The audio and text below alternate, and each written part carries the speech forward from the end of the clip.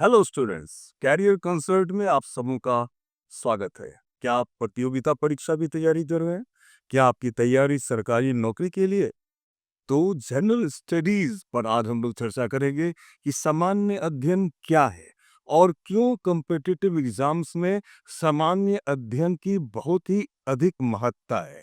General studies, जिसको हम लोग नॉर्मली सामान्य अध्ययन कहते हैं, और जनरल स्टडीज मूलतः आप कितने सजग हैं, इसका मूल्यांकन सामान्य अध्ययन के माध्यम से, जनरल स्टडीज के माध्यम से होता है। और जितनी भी प्रतियोगिता परीक्षाएं हैं, चाहे वो यूपीएससी की परीक्षा हो, चाहे स्टेट पीसीएस की परीक्षा हो, या एसएससी की परीक्षा हो, बैंकिंग की परीक्षा हो, रेलवेज की परीक्षा हो, जितनी भी प्रतियोगिता परीक्षाएं होती हैं, वहाँ सामान्य अध्ययन बहुत ही इम्पोर्टेंट फैक्टर है। और जैसा कि मैंने कहा कि सामान्य अध्ययन आपके सजगता का मूल्यांकन करता है। Your consciousness, your awareness is assessed through general studies। तो आप कितने सजग हैं, क्योंकि कोई भी कमीशन ये चाहता है कि इस पद के लिए, जो कि एक महत्वपूर्ण पद है, आप पदाधिकारी बनने जा रहे हैं, आप बैंक के अधिकारी बनने जा रहे हैं, आप एसएससी का एग्जाम कंप्लीट करने जा रहे हैं, तो आप में एक सामान्य जानकारी, सामान्य ज्ञान आप में होना चाहिए। आपको कॉन्शियस होना होगा, सजग होना होगा। और इसी के लिए सामान्य अध्ययन एक बहुत ही महत्वपूर्ण विषय के रूप में माना गया है और यहाँ से प्रश्न पूछे जाते हैं।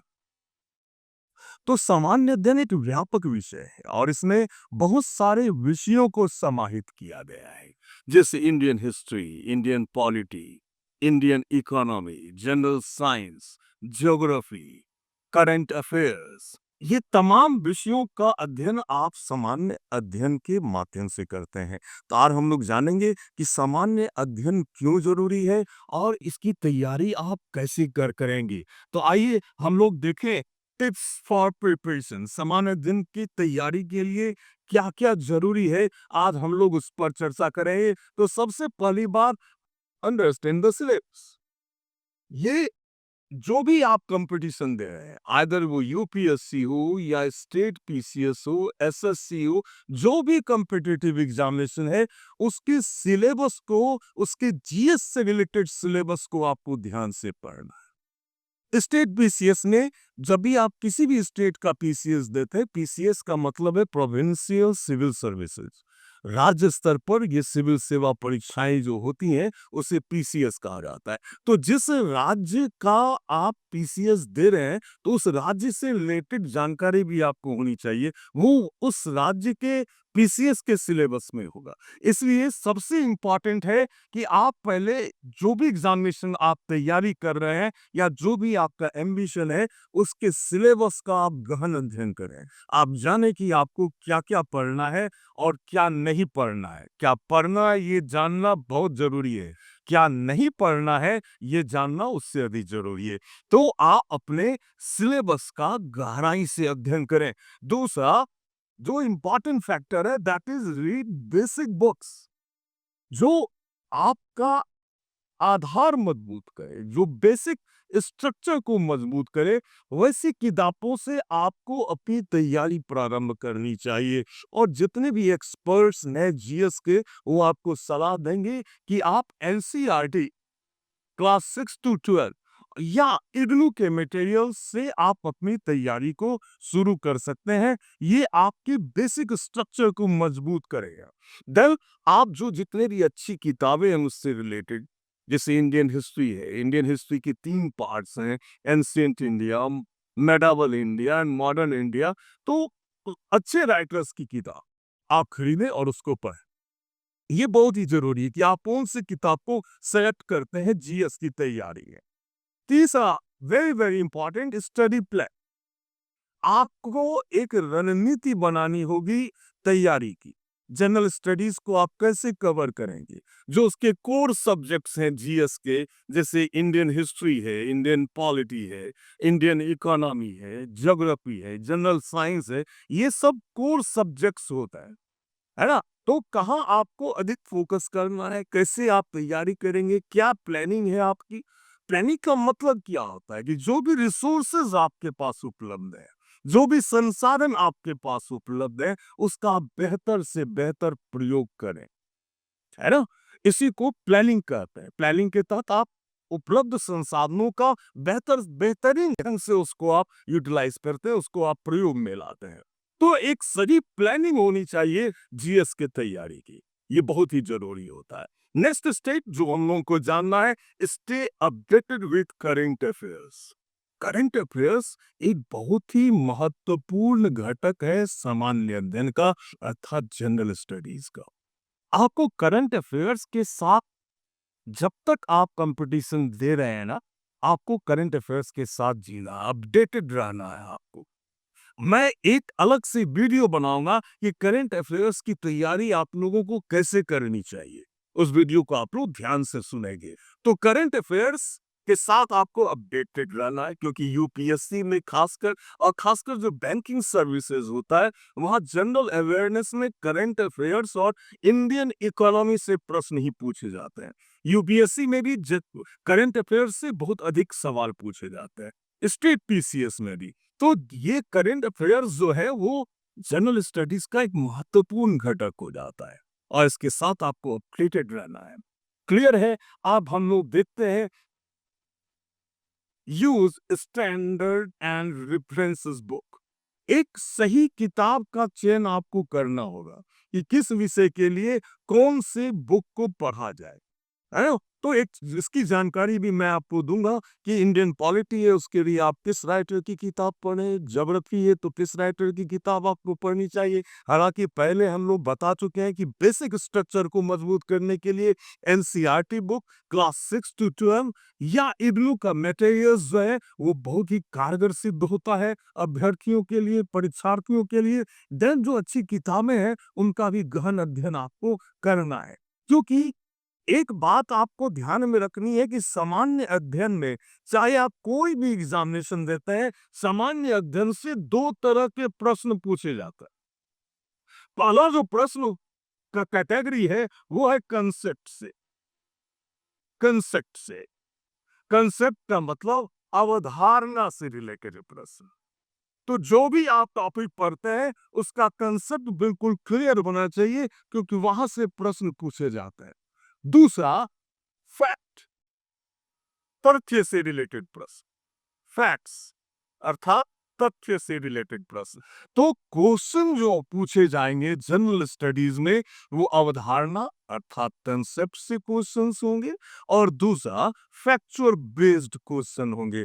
और ये दोनों को आपको बहुत ही गहनता से, बहुत ही सजग होके इन दोनों को आप लोगों को समझना है, जो कि प्रश्न यदि से आते हैं सामान्य अध्ययन की। अब जब आप तैयारी करते हैं तो आपको जो प्रीवियस ईयर्स में जो क्वेश्चंस पूछे गए हैं या जो क्वेश्चंस बैंक होते हैं या उस टॉपिक से रिलेटेड जो क्वेश्चंस अराइज हो सकते हैं, उन क्वेश्चंस पे, उन प्रश्नों पर आपको मेहनत करना, आपको प्रैक्टिस करना है।